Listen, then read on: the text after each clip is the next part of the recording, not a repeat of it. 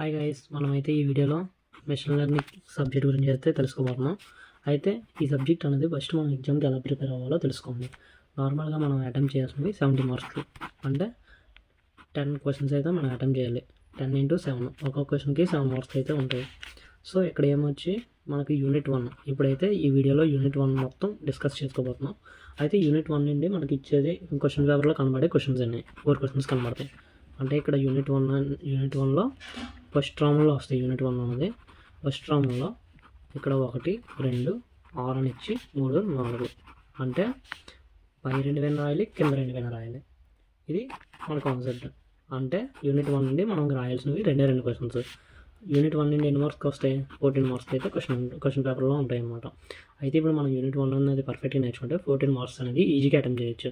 And topics ఏమేమి ఉంటాయి? చాలా టాపిక్స్ ఉంటాయి, కానీ మనం ఇందులో కొన్ని టాపిక్సే కవర్ చేసుకున్నాం. ఏవైతే ఇంపార్టెంట్ అనలైజ్ చేసుకొని, ప్రీవియస్ క్వశ్చన్ పేపర్ అనలైజ్ చేసుకొని, ఏవి చదివితే పర్ఫెక్ట్ 2 క్వశ్చన్స్ రాయొచ్చు అని చెప్పి అయితే ఇప్పుడు తెలుసుకోబోతున్నాం. అయితే మనకి మెషిన్ లెర్నింగ్లో యూనిట్ 1లో ఈ టాపిక్స్ అయితే ఉన్నాయి. అయితే వీటిలో మనకి ఇంపార్టెంట్ టాపిక్స్ ఏంటి, ఏవి చదివితే ఆ 2 క్వశ్చన్స్ అటెంప్ట్ చేయొచ్చు, 14 మార్క్స్ అటెంప్ట్ చేయొచ్చు అని చెప్పి నేను ఒక నోట్స్ ప్రిపేర్ చేశాను. ఆ నోట్స్ మీరు ప్రాక్టీస్ చేయగలిగితే 14 మార్క్స్ ఈజీగా అటెంప్ట్ చేయగలరు. అలా కాకుండా మీరు ఇవన్నీ చదివేస్తాను 14 మార్క్స్ రావేమని భయపడక్కర్లేదు. పర్ఫెక్ట్గా నేను చెప్పిన టాపిక్స్ అయితే మీరు నేర్చుకుంటే 14 మార్క్స్ ఈజీగా మీరైతే రాయొచ్చు అనమాట, రాయగలరు. సో మనకి మెయిన్ టాపిక్స్ ఏంటంటే చూడండి, artificial intelligence, machine learning, deep learning, types of machine learning, main challenges of ML, ఇవన్నీ అయితే ఫస్ట్ డిస్కస్ చేసుకోబోతున్నాం. వీటి తర్వాత నేను చెప్తా పేపర్ ఎలా ఉంటుంది ఏంటని చెప్పి. సో ఇక్కడ మన ఫస్ట్ టాపిక్ వచ్చేసరికి ఆర్టిఫిషియల్ ఇంటెలిజెన్స్ గురించి అయితే ఇప్పుడు తెలుసుకోబోతున్నాం. అండ్ మెషిన్ లెర్నింగ్ అనేది subset of artificial intelligence, and deep learning అనేది సబ్సెట్ ఆఫ్ మెషిన్ లెర్నింగ్. ఈ డయాగ్రామ్ అనేది గుర్తుపెట్టుకోండి, మీకు డయాగ్రామ్స్ వల్ల కూడా చాలా యూజ్ ఉంటుంది. అయితే ఆర్టిఫిషియల్ ఇంటెలిజెన్స్ అంటే ఏంటి? It is nothing but man made plus thinking power. మనకి ఈ రెండు గుర్తించుకుంటే ఆర్టిఫిషియల్ ఇంటెలిజెన్స్ అంటే ఏటో తెలుస్తుంది అనమాట. ఆర్టిఫిషియల్ ఇంటెలిజెన్స్ అంటే ఏంటి? Man made thinking power. అంటే డెఫినేషన్ చూడండి ఒకసారి. మనకి డెఫినేషన్స్ అనేవి చాలా చాలా ఇంపార్టెంట్. డెఫినేషన్ అనేది కరెక్ట్గా గుర్తుపెట్టుకొని మిగతా టాపిక్స్ అనేవి, అంటే మిగతా పార్ట్ ఏదైతే ఉంటుందో అది మీ ఓన్గా తెలుసుకొని రాయగలిగితే మంచి మార్క్స్ అయితే పడతాయి. ఏమర్థమైంది మీకు డెఫినేషన్? ఇది ఒక కంప్యూటర్ సైన్స్ యొక్క బ్రాంచ్. మనం ఏదైతే మెషిన్స్ క్రియేట్ చేస్తున్నామో అవి హ్యూమన్స్లా బిహేవ్ చేయడానికి వాడే ఇంటెలిజెన్స్ని ఆర్టిఫిషియల్ ఇంటెలిజెన్స్ అనేది అయితే అంటున్నాము. Which we can create an intelligence machines which can behave like a humans. అంటే మెషిన్స్ అనేవి హ్యూమన్లా బిహేవ్ చేయగలుగుతున్నాయి. అవి హ్యూమన్లా బిహేవ్ చేయగలిగే శక్తి దేనివల్ల వచ్చింది? మనం క్రియేట్ చేసిన ఇంటెలిజెన్స్. ఆ ఇంటెలిజెన్స్ ఏంటి? Artificial intelligence. So artificial intelligence అంటే nothing but it is a branch of computer science by which we can create an intelligence machine which can behave like a human. అర్థమైంది కదా? అంటే మనం తయారు చేసింది, దానికి థింకింగ్ పవర్ అయితే మనం ఇచ్చాము. So that is called artificial intelligence. And ఇప్పుడు ఇదేం చేయగలదు? Think like a humans and able to make decisions.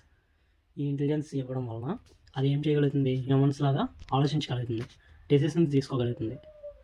And AI, you do not need to pre program machines to do some work. అంటే pre program ఏమి చేయలేదు. అంటే pre programming అంటే ఏంటి? మనం ఏ టాస్క్ చేయాలో, ఎలా పర్ఫామ్ చేయాలో ముందుగానే చెప్పడం అనమాట. అది అక్కడ వరకు చేస్తుంది. ఇప్పుడు మనం ఏదైనా ఒక ప్రీ ప్రోగ్రామ్ చేసాం అనుకో, అది మనం చెప్పిందే చేస్తుంది అనమాట. మనం ఎక్కడ వరకు చేయాలి అని చెప్తే అక్కడ వరకు చేస్తుంది. అలా కాకుండా you have to create a machine with programming algorithm which can work with own intelligence. మనం ఒక మెషిన్ని క్రియేట్ చేసి దానికి ఒక ఆల్గోరిథం ప్రోగ్రామ్ ఇచ్చి దానికి ఓన్ ఇంటెలిజెన్స్ అయితే ప్రొవైడ్ చేస్తాం మనం. అంటే ఓన్ ఇంటెలిజెన్స్తో వర్క్ చేసేలా చేస్తున్నాం. దాన్ని ఆర్టిఫిషియల్ ఇంటెలిజెన్స్ అంటున్నాం. అంటే ప్రీ ప్రోగ్రామింగ్ ఏం చేయట్లేదు మనం. We have to create machines with programmed algorithm which can work with own ఇంటెలిజెన్స్తో పనిచేసేలాగైతే చేస్తున్నాం అనమాట. ఫర్ ఎగ్జాంపుల్ మీకు ఇంకా అర్థమయ్యేలా చెప్పాలంటే, ఇప్పుడు మన రోబో సినిమా ఉంది. అయితే రోబో సినిమాలో మనకి ఫస్ట్ తయారు చేసిన రోబో ఎలా పర్ఫామ్ చేస్తుంది? అది సర్టెన్ టాస్క్ మాత్రమే చేయగలదు, అన్నింటికి ఆన్సర్ అవ్వలేదు. అలాగే కొన్ని టాస్క్స్ మాత్రమే పర్ఫామ్ చేయగలదు. అండ్ నెక్స్ట్ మనకి ఇంటర్వెల్ తర్వాత ఒక రోబోని అయితే తయారు చేస్తారు. ఆ రోబోని ఎందుకు తయారు చేస్తారు? పాత రోబో అనేది దాన్ని ఇండివిజువల్గా ఆలోచించలేకపోతుంది, దానికి ఏ ఫీలింగ్స్ లేవు, అది అసలు ఓన్ థింకింగ్ ఎబిలిటీ లేదని చెప్పి దాన్ని అయితే ఇంకా ఎక్కువ ఇంటెలిజెన్స్ ప్రొవైడ్ చేసి మనకు వేరే రోబోని అయితే తయారు చేస్తారు. సో ఇది దాని ఓన్ ఇంటలెక్చువల్గా దాని ఇండివిజువల్గా థింక్ చేసి మిగతా టాస్క్ అనేది అయితే అది పర్ఫామ్ చేస్తుంది. సో ఇక్కడ మనకి ఆ సెకండ్ రోబో ఏదైతే ఉందో అది అనేది ఆర్టిఫిషియల్ ఇంటెలిజెన్స్ ఉపయోగించి తయారు చేసింది అనుకోండి, అండ్ ముందు రోబో అనేది ప్రీ ప్రోగ్రామ్డ్ అనమాట. సో ఇది రెండింటికి తేడా. సో అర్థమైంది అనుకుంటున్నాను. ఆర్టిఫిషియల్ ఇంటెలిజెన్స్ అనేది nothing but man made plus thinking power అనమాట. అండ్ వై ఏఐ, అసలు ఏఐ ఎందుకు? ఏఐ అనేది ఎందుకంటే create software devices which can solve real world problems very easily. అంటే ఇప్పుడు మనిషి సాల్వ్ చేయలేనివి చాలా కాంప్లెక్స్ ప్రాబ్లమ్స్ కొన్ని ఉంటాయి.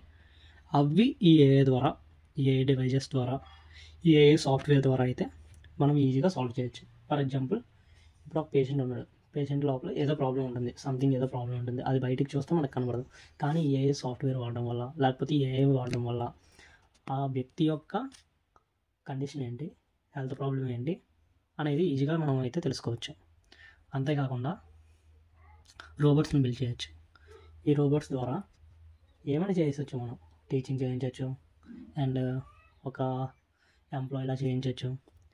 ఏదైతే హ్యూమన్కి నీడ్ ఉందో అవన్నీ కూడా వీటితో అయితే చేయించవచ్చు. And create our virtual assistants such as Google assistant, Siri etcetera. ఇప్పుడు మనం గూగుల్ అసిస్టెంట్స్ ఉంది, మన ప్రాబ్లమ్స్ ఏమైనా చెప్పామనుకోండి, అది రేపు మనకి ఆన్సర్ చేస్తుంది, మనకు కావాల్సిన ఆన్సర్ అయితే అది ఇస్తుంది అనమాట. మనకు కావాల్సిన ఇన్ఫర్మేషన్ ఇవన్నీ కూడా ఈ గూగుల్ అసిస్టెంట్స్, సిరి ద్వారా అయితే మనం గెయిన్ చేయగలం. సో ఇది కూడా ఏఐకి సంబంధించినవి. అండ్ ఇది బిల్డ్ రోబోట్స్ ఆల్రెడీ మీకు చెప్పాను.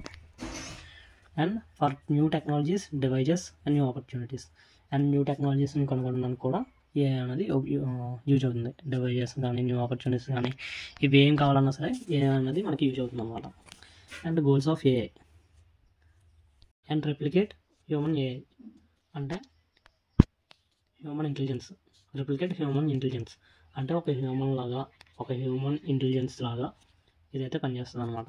సాల్వ్ నాలెడ్జ్ ఇంటెన్సివ్ టాస్క్స్, అంటే ఏవైతే మనకి కష్టంగా ఉంటాయో ఆ టాస్క్ అన్నీ కూడా ఇదైతే దీని నాలెడ్జ్ బట్టి సాల్వ్ చేయగలదు. And build machines to do or performs task that requires human intelligence. And మనకి ఏవైతే టాస్క్స్ ఉన్నాయో, ఏమైనా సాల్వ్ చేయలేని ఉన్నాయో, ఇవన్నీ ఒక హ్యూమన్లా చేయాలి అనుకుంటే ఈ ఏఐ అనేది పనికి వస్తుంది అనమాట. ఫర్ ఎగ్జాంపుల్, ఇదేంటి చెస్ ఆడచ్చు, ఏఐ ద్వారా గేమ్స్ అనేవి ఆడచ్చు, అండ్ సర్జికల్ ఆపరేషన్స్ అనేవి చేయొచ్చు. And driving a car in traffic, ఇది సెల్ఫ్ డ్రైవింగ్ కార్స్ అయ్యి ఇప్పుడు ఏఐ యూజ్ చేసుకుని. So driving a car in traffic also used by AI. So AI వల్ల ఇవన్నీ జరుగుతున్నాయి. అండ్ అప్లికేషన్స్ వచ్చేసరికి చెప్పాను కదా, driving a car in traffic, ట్రాన్స్పోర్టేషన్కి ఉపయోగపడుతున్నాయి, మార్కెటింగ్కి ఉపయోగపడుతున్నాయి, అగ్రికల్చర్కి ఉపయోగపడుతున్నాయి, గేమింగ్కి ఉపయోగపడుతున్నాయి, ఎన్ఎల్పికి ఉపయోగపడుతున్నాయి. ఎన్ఎల్పి అంటే నథింగ్ బట్ మనం మాట్లాడేది, చదవగలది, ఇవన్నీ న్యాచురల్ లాంగ్వేజ్ ప్రాసెసింగ్ అనమాట. ఇది అర్థం చేసుకోగలదు అంటే లైక్ కస్టమర్ సర్వీస్ ప్రాసెస్ ఉంటాయో ఈ విధంగా ఉపయోగపడుతుంది. అండ్ మ్యూజిక్ క్రియేట్ చేయడానికి ఉపయోగపడుతుంది, వీడియో మేకింగ్కి ఉపయోగపడతాయి. మనకి ఇప్పుడు లాట్ ఆఫ్ యాప్స్ ఉన్నాయి, ఏ యాప్స్, దాంట్లో మనం మ్యూజిక్ జనరేట్ చేయొచ్చు, వీడియోస్ జనరేట్ చేయొచ్చు, ఇవన్నీ కూడా చేయొచ్చు. సో ఇవన్నీ అప్లికేషన్స్, ఇవి మీ ఓన్ సెంటెన్స్తో ఎలాబరేట్ చేసుకోవచ్చు. ఇవే కాదు, బయట చాలా ఉన్నాయన్నమాట అప్లికేషన్స్. సో అవన్నీ మీ ఓన్గా రాయొచ్చు, చాలా ఓన్ టాపిక్ అనమాట. ఇది ఏ విధంగా యూజ్ అవుతున్నాయి, ఎందువల్ల పనిచేస్తుంది, ఇవన్నీ కూడా ఓన్ టాపిక్స్. మీ ఓన్ వేలో ఇంకా నోట్స్ అనేది మీరు పెంచుకుంటూ ఎలాబరేట్ చేసుకుంటూ వెళ్ళచ్చు, ఏ విధంగా యూజ్ అవుతున్నాయని చెప్పి. గేమింగ్లో మనకి క్యారెక్టర్ డిజైన్కి అయితే ఉపయోగపడుతుంది, చాలా గ్రాఫిక్స్కి ఉపయోగపడుతుంది. సో ఈ విధంగా చాలా విధాలుగా ఏ అనేది మనకి డైలీ యూజ్లో పనికి వస్తుంది. నెక్స్ట్ అడ్వాంటేజెస్ కూడా మనకి ఓన్గా రాసుకోవచ్చు. ఎఫిషియన్సీ, లార్జ్ అమౌంట్ ఆఫ్ డాటాని, అంటే లార్జ్ అమౌంట్ ఆఫ్ వర్క్ని ఇది క్విక్గా చేస్తుంది, అలాగే అక్యురేట్గా చేస్తుంది. అండ్ ఆటోమేటిక్గా టాస్క్ అనేవి పర్ఫామ్ చేస్తుంది. అండ్ అన్అవేర్స్ డెసిషన్స్, ఇవి డెసిషన్స్ కూడా తీసుకోగలదు అనమాట, ఓన్ డెసిషన్స్ తీసుకొని వర్క్ అయితే చేయగలదు.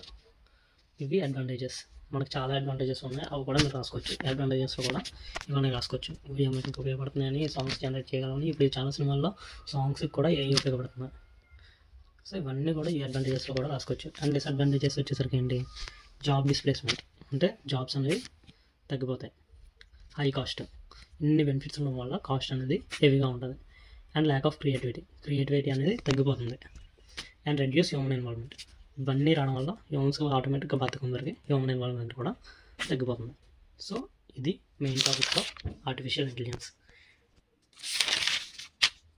చూసారు కదా. ఇంకా ఆర్టిఫిషియల్ ఇంటెలిజెన్స్ గురించి ఏమైనా డౌట్స్ ఉంటే కింద కమెంట్ చేయండి.